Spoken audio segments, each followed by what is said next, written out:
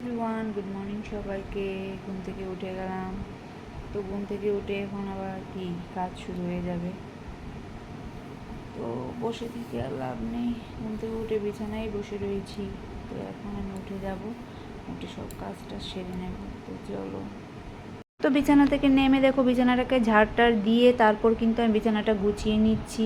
প্রত্যেকটা নারীরই প্রত্যেক দিন এই সব কাজ থাকে, সবাই এই কাজগুলি করতে হয় জানি।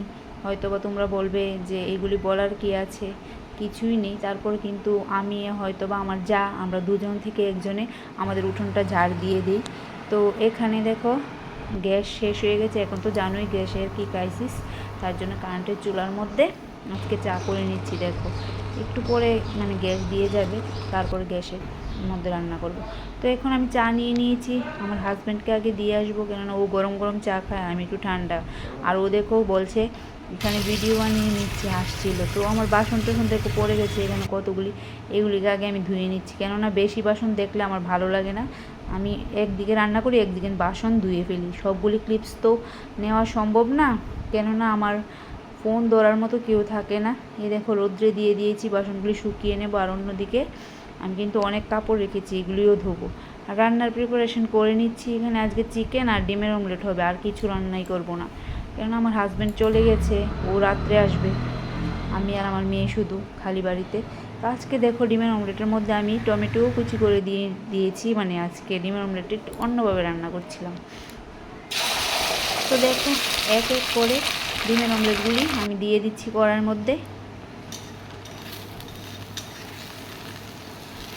আমার মেয়ে না ডিম খেতে খুবই পছন্দ করে, যেইভাবে এবার রান্না করে দাও, হয়তো বা অমলেট বলো, সিদ্ধ বলো, আর ডিম পেঁয়াজি বলো, যাই বলো, ও খেতে খুবই পছন্দ করে ডিম। তো দেখো এক এক করে কিন্তু আমার সব ডিমের অমলেট হয়ে যাচ্ছে।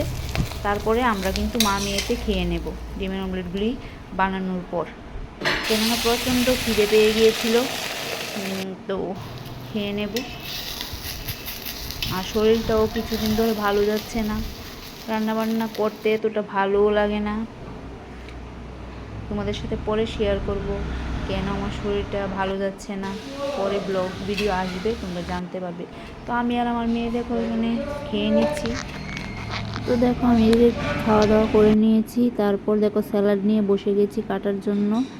এই দেখো আমি স্যালাড কেটে ডেকোরেশন করতে আমার খুবই ভালো লাগে। আর অন্যদিকে কিন্তু আমার চিকেন হচ্ছে। তো কার কার এরকম ডেকোরেশন করতে ভালো লাগে কমেন্টে জানিও। তো দেখো আর করে নিচ্ছি চিকেন। আজকে শরীরটা আর ভালো লাগছে না, আর অনেকগুলো কাপড় চোপড়ও ধুতে হবে।